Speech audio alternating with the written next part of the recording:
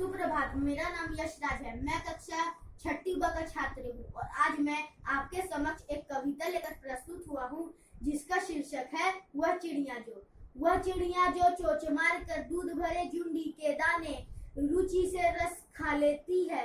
वह छोटी संतोषी चिड़िया नीले पंखों वाली मैं हूँ, मुझे अन्न से बहुत प्यार है। वह चिड़िया जो कंठ खोल कर बूढ़े वन बाबा के खातिर रस उड़ेल कर गा लेती है। वह छोटी मुंह बोली चिड़िया नीले पंखों वाली मैं हूँ, मुझे विजन से बहुत प्यार है।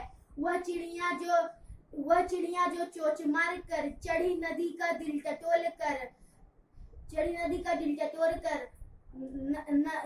जल से मोती ले जाती है। वह छोटी गड़बीली चिड़िया नीले पंखों वाली मैं हूँ, मुझे नदी से बहुत प्यार है। धन्यवाद। इस कहानी का कवि है इस कविता का